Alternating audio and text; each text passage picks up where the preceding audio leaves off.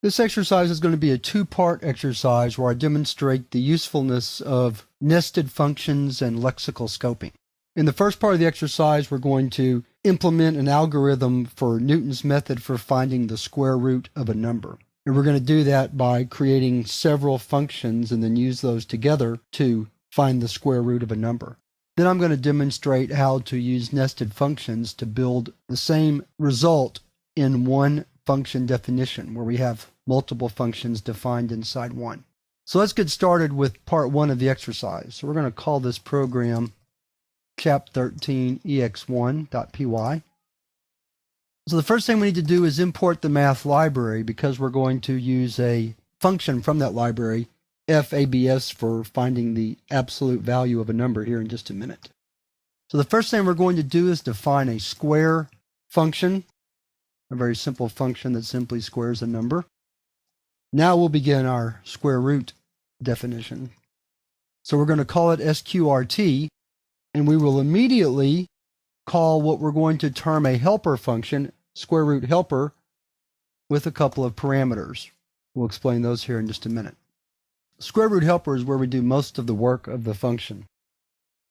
I'm going to explain how Newton's method works as I go through the definition of these functions.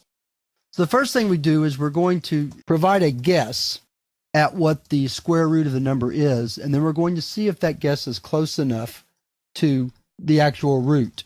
And we're going to do that by defining a tolerance or a threshold for how close the guess can be.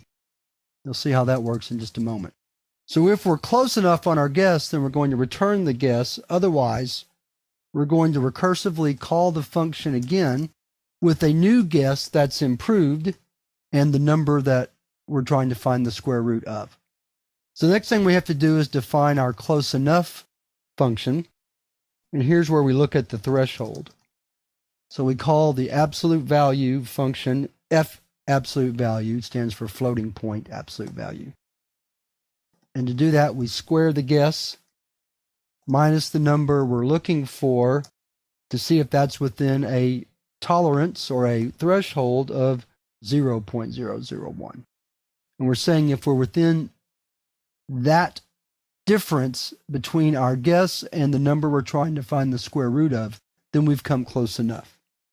And so then to improve our guess, we're going to return the average of the guess and the second argument, x, divided by the guess. You'll see how that works in a minute.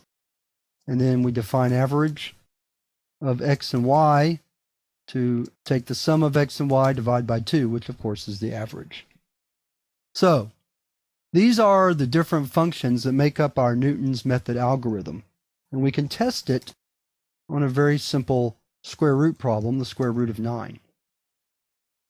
So let's save, then call our program.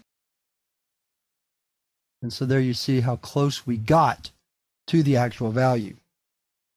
Let's call it up again. Let's try a different square root. And now let's try it again. Okay, so let's bring the code back up. Here's a set of functions that together will implement the Newton's method algorithm. So in the next part of this exercise, what we're going to do is we're going to see how we can put most of these definitions inside one function using nested functions and lexical scoping so that we have a more compact and efficient function definition. And we're going to immediately see how to do that here in part 2, which is coming up next.